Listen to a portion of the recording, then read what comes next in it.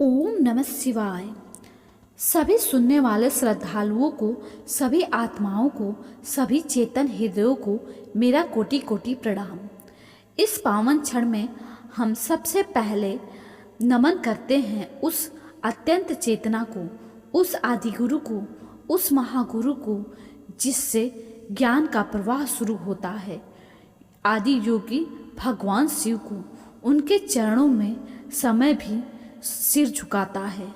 नमन करते हैं माता पार्वती को जिसकी करुणा से शिव सृष्टि बनते हैं।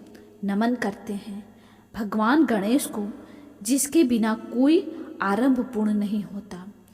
नमन करते हैं भगवान कार्तिकेय को जो साहस और धर्म के प्रतीक हैं।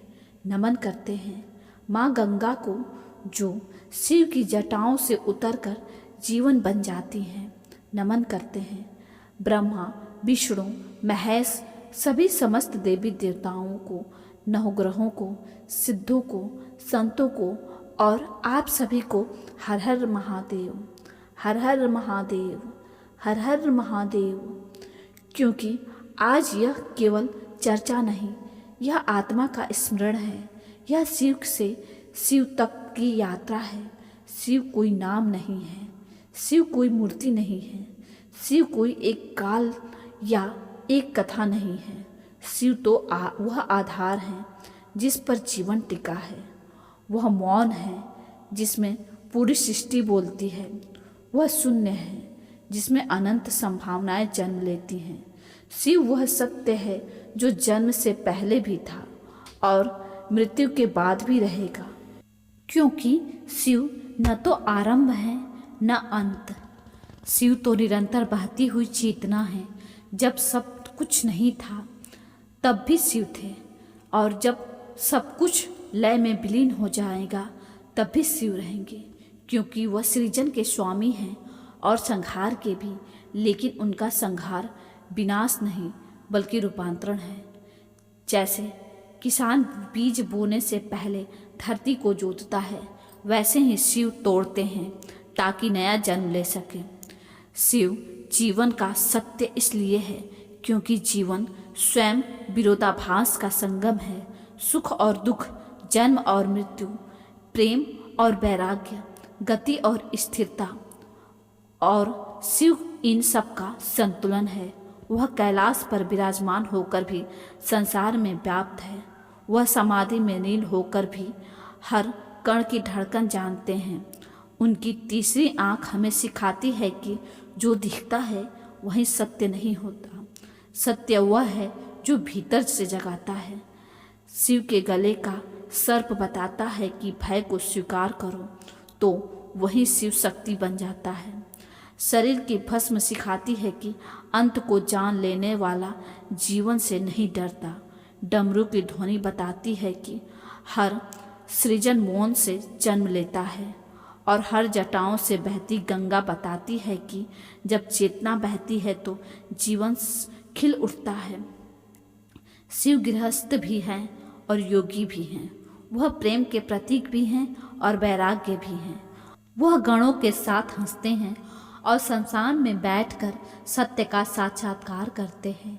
इसलिए शिव हमें सिखाते हैं कि जीवन को मत बांधो, जीवन को जियो, संसार में रहो लेकिन संसार के मत हो जाओ। शिव का अर्थ है जो है उसे स्वीकार करना। जो टूट गया उस पर विलाप नहीं बल्कि उससे उठकर खड़े होना। क्योंकि शिव कभी शिकायत नहीं करते। वह समुद्र मंथन का विष भी पी जाते हैं, उसे कंठ में रोक लेते हैं ताकि सृष्टि बची रहे। यही तो जीवन का सबसे बड़ा धर्म है। वह जब मन अशांत हो तब शिव का स्मरण करो, क्योंकि शिव मौन में उतरते हैं। जब अहंकार बढ़े तब शिव को देखो, क्योंकि उन्होंने स्वयं को कभी श्रेष्ठ नहीं कहा। जब संसार बोझ लगे तब शिव को जानो, क्योंकि वह सिखाते हैं कि कम से भी अनंत पाया जा सकता है।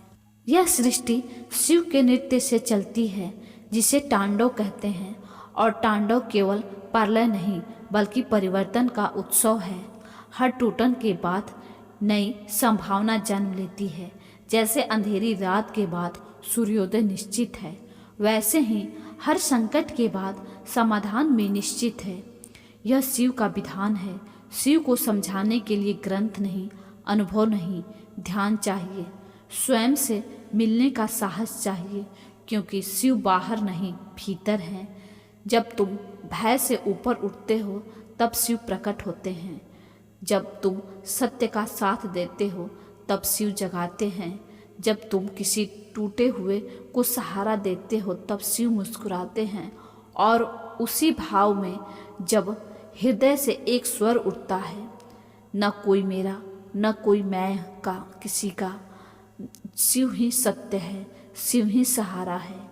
टूटी आशाओं की राख में भी उठे शिव नाम का उजियारा। श्वास श्वास में बसे महादेव, मौन में बोले सारा संसार। यह केवल भजन नहीं बल्कि आत्मा की पुकार है, क्योंकि शिव केवल पूजा के लिए नहीं है, शिव जीने के लिए है, शिव बनने के लिए है। और जिस दिन मनुष्य समझ लेता है कि मैं अलग नहीं हूँ, मैं उसी चेतना का अंश हूँ, उसी दिन जीवन सरल हो जाता है। मृत्यु का भय मिट जाता है और हर क्षण साधना बन जाता है।